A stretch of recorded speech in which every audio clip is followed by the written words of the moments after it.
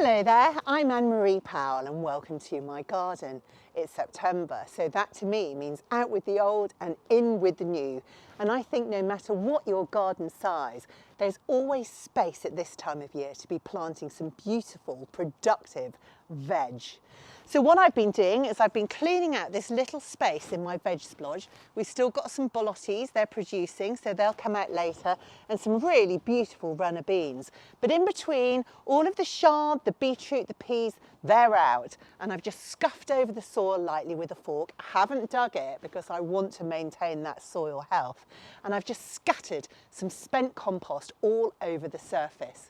Now, it's been a busy year for all of us this year, hasn't it? And time has been short. So I have to be honest, as far as veg seedlings have been concerned, I've cheated. I'm going to show you how.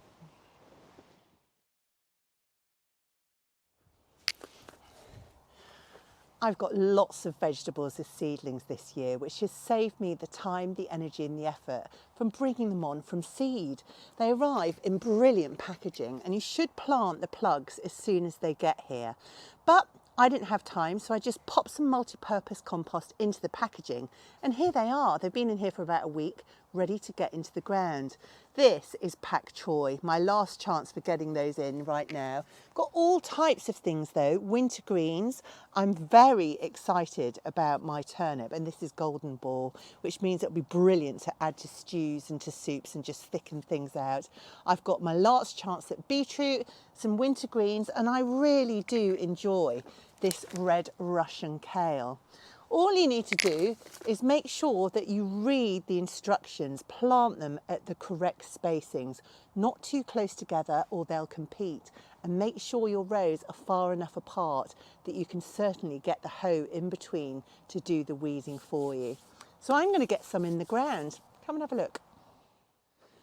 Getting things in the ground is a pretty simple process, but if you don't think you can get your veg straight, use a cane and work to it.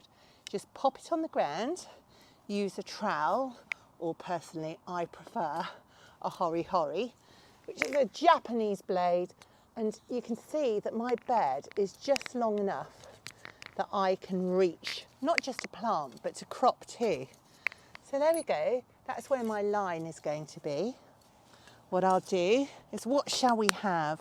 I think I will try some of this Pak Choy. It's already labelled, so put that in at the end of your row so you know what's what.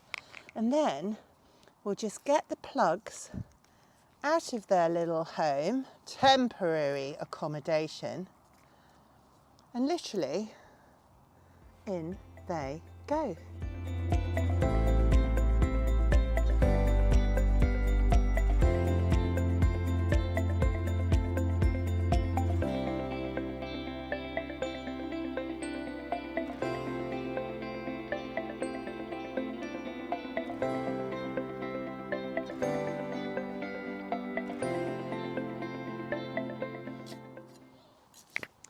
So that's my first row in.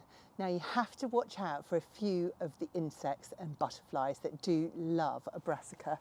So always have some nets handy, and those will keep the pigeons off as well. It's a very fine gauge. You can use some bamboo cane supports all the way around the edge of your veg splodge. Just pop it on top, making sure that it doesn't fall off by using some old plant pots on the top. And then your net will go over the top. And if you don't have a garden at all, why not grow some veg in some pots? I think a whole load of kale by the kitchen door would look fabulous planted in one of these. In fact, I'm off to do it. See you soon.